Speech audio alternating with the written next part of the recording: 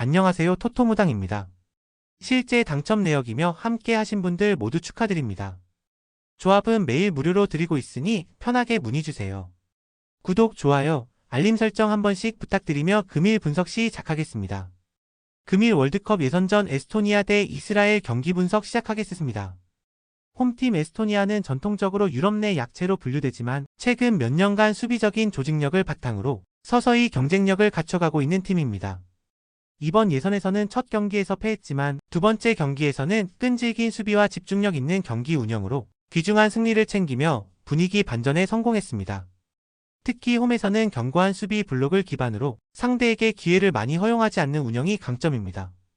최근 어매치에서도 수비에 치중한 현실적인 전술을 유지하며 실점 억제에 성과를 내고 있습니다.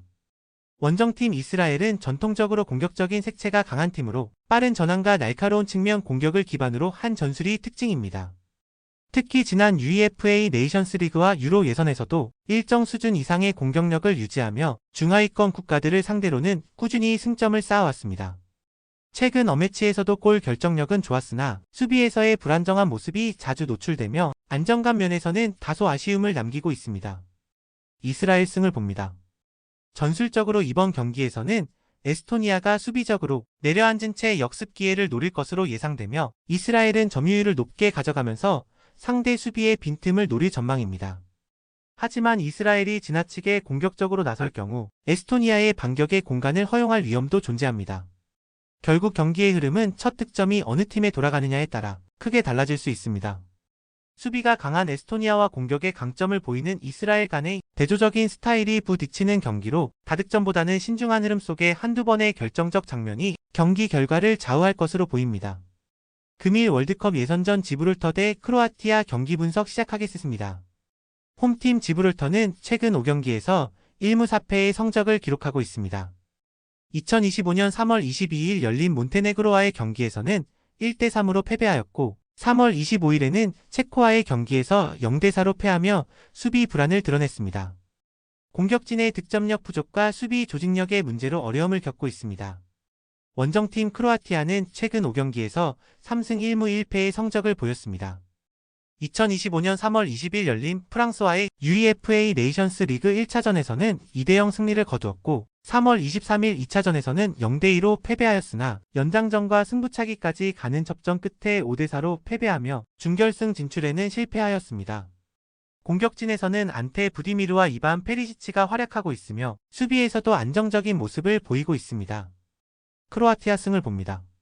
크로아티아는 최근 경기력과 선수 구성에서 우위를 점하고 있으며 지브롤터는 홈 경기에서의 강점을 살려 반격을 노릴 것으로 보입니다. 종합적으로 볼 때 크로아티아는 최근 경기력과 선수 구성에서 우위를 점하고 있으며 지브롤터는 수비 조직력의 문제를 해결해야 할 과제가 있습니다. 따라서 크로아티아의 승리가 예상됩니다. 금일 월드컵 예선전 콜롬비아 대 페루 경기 분석 시작하겠습니다. 홈팀 콜롬비아는 현재 5승 5무 4패를 기록하며 6위에 올라 있으며 본선 직행권과 플레이오프권 경계에 서 있는 상황입니다. 최근 어매치 흐름도 나쁘지 않습니다. 특히 홈에서는 경기 템포 조절 능력과 강한 전방 압박을 통해 대부분의 상대를 어렵게 만드는 경기 운영을 보여주고 있습니다. 수비 라인의 안정감도 높아지면서 불필요한 실점이 줄었고 중원에서의 연결 능력도 개선되며 전체적인 조직력이 상승세에 있습니다. 원정팀 페루는 남미 예선에서 고전 중입니다. 2승 3무 8패라는 성적은 현실적으로 본선 진출 가능성을 낮추고 있으며 최근 어매치 성적도 전반적으로 부진합니다. 경기당 득점력이 떨어지는 데다 수비 집중력에서도 불안감을 보이고 있어 강팀 상대로는 물론 중위권 팀과의 경기에서도 경쟁력이 떨어지는 모습이 이어지고 있습니다. 특히 원정에서는 경기력 기복이 심하고 공격 전개 과정에서도 창의성 부족과 결정력 부재가 반복되고 있습니다. 콜롬비아 승을 봅니다. 이번 경기에서도 전력의 우세는 콜롬비아에게 기울어 있습니다. 경기 장소가 콜롬비아의 홈인 만큼 페루가 체력적으로도 불리한 상황에서 수비에 치중할 것으로 예상됩니다. 하지만 콜롬비아가 빠르게 선제골을 터뜨린다면 페루의 수비 라인이 무너질 가능성도 높습니다.